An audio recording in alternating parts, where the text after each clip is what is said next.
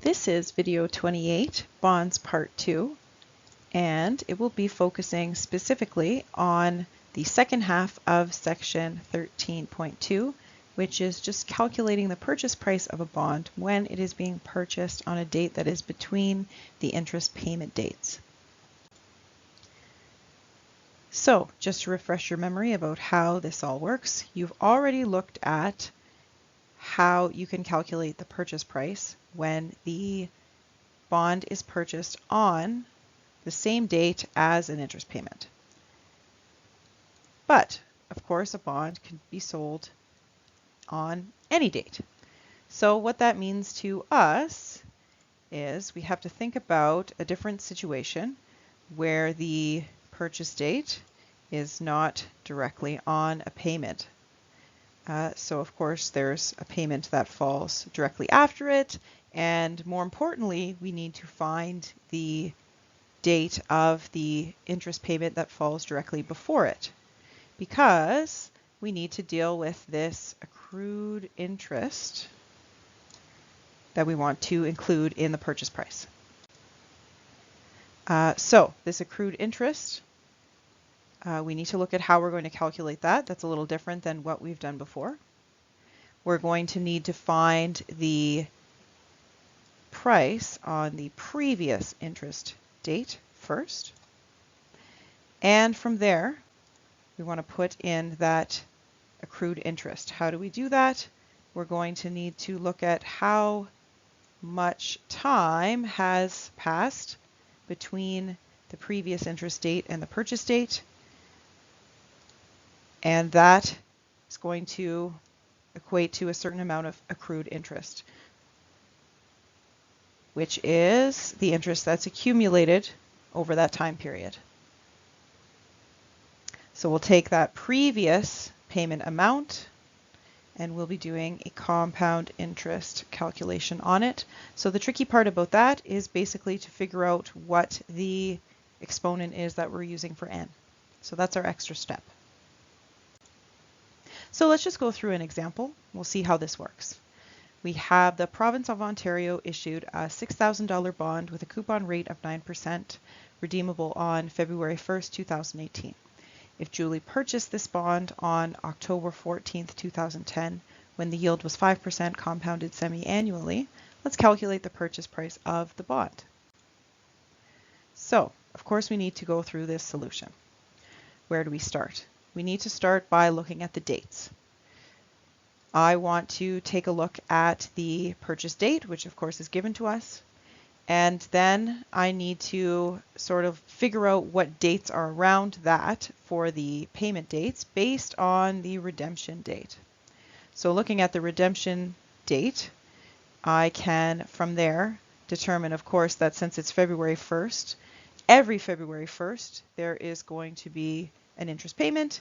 Going 6 months from there, the other payment will always be on August 1st. So taking my timeline, I can add one previous payment to that timeline. So that's where my previous interest would be, August 1st, 2010. And of course, one date after that as well. The next interest payment date is going to be February 1st, but of 2011. So the following year after the purchase date. So now that I have those dates, I am going to start to calculate the price of the bond, assuming it was purchased on the previous date to the actual purchase date, which is August 1st, 2010. So that calculation is going to be exactly like we have done in the previous video. So I'm looking at first trying to figure out what the n value is going to be. So I'm going from August 1st, 2010 to February 1st, 2018. That is 7.5 years in total, which of course, since this is happening twice a year, the payments are twice a year, that means we're going to have 15 payments. From the coupon rate, I'm going to use that value to help me figure out the coupon payment amount. So of course, I'm just going to do some multiplication to get $270. So let's start to put that in our table the same way we would in the previous examples. So N is 15, interest rate is 5%, PY and CY are both going to be 2. The present value is what we're looking for, so we're going to skip ahead to the payment of $270, and obviously the future value is $6,000. So from there, I can compute the present value of the bond, assuming it was purchased on that date that is prior to the actual purchase date. But, of course, I need to think ahead what it's going to be worth later on. So I need to think about that value. I want to use that value. I want to put some interest onto it to bring me to October 14th, 2010. So I'm going to take that value and I need to figure out the compound interest that we're putting on there. So I need the exponent n. So that is going to consist of adding up how many days there are between the previous interest date all the way up to the purchase date. So I'm going to use my days calculator in my calculator if I like. It's going to tell me between those two dates 74 days. So that's part of it.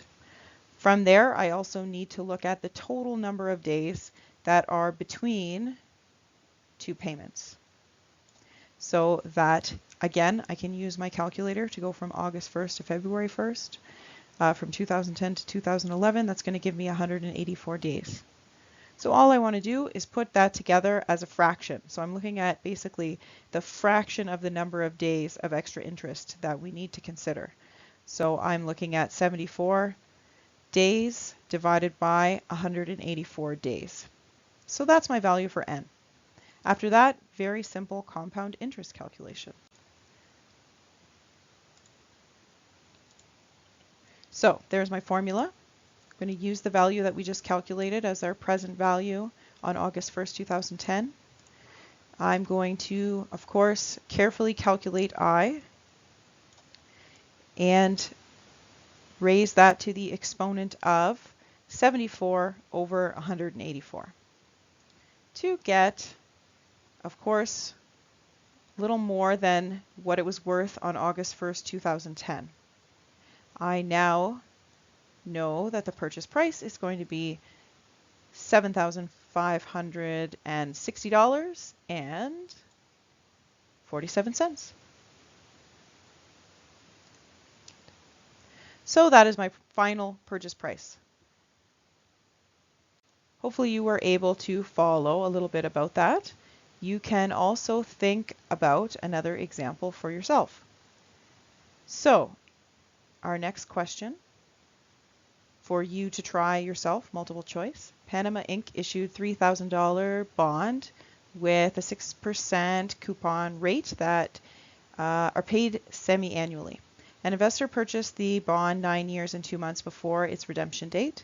Calculate the purchase price of the bond if the yield was 9% compounded semi-annually. So you could take a moment to think about this and maybe pause the video, try it out yourself, see what you come up with. Hopefully you came to the conclusion that A was the correct answer. So let's very briefly run through the calculations for this. So, same question. We're going to go through the solution using the same method as the previous example. So first I just need to deal with the dates. I don't exactly know the purchase date or the redemption date. However, I do have a timeline. I know for sure that interest payments are made every 6 months. And since I know that my redemption date is 9 years and 2 months from the purchase date, I can set up my timeline that way. I'm just going to very carefully go back so that I can get my previous interest payment. If it's got to be before the purchase date, the previous one would have been 9 years and 6 months ago. And of course, going after that, so from the previous interest date, I want to add 6 months so that I can see, of course, that the next interest payment was 9 years ago, or 9 years before the redemption date, giving me, of course, 4 months between those, and of course 6 months in total between, which is what we're going to use to calculate N when we get to part 3. But step 2 is just doing what we've done before. I need to assume that I can find the purchase price for the previous interest date, which was the 9 years and 6 months before redemption. So that's of course 9.5 years. Going to multiply that by 2 to get our N value of 19. Use the coupon rate to find the coupon payment. We'll find that to be $90. So I can use those to fill in my table. N is 19, IY is 9, PY and CY are both 2. I want to find the present value, so we'll skip that and go to the payment of $90. And the future value, of course, is $3,000. I can calculate the present value from there. So that is what I want to use to go on to finding the extra accrued interest, or the new final value for the purchase price on that purchase date. So I want to take that previous interest date price and finding the values that I'm going to use for N, as I mentioned, are pretty easy this time because we've already got it on our timeline. I'm looking at 2 extra months from the previous interest date to the purchase date. And we know that that is over a total of just the 6-month period there. So I'm just doing 4 divided by 6 to give me my value for N. I, of course, I'm using my interest rate divided by 2 so that I will have the proper 1 plus I value that I'm then going to raise to the power of 4 over 6, or 2 over 3 if you like. Multiply that, of course, by the previous present value that we just found, and you will end up with $2,505.76.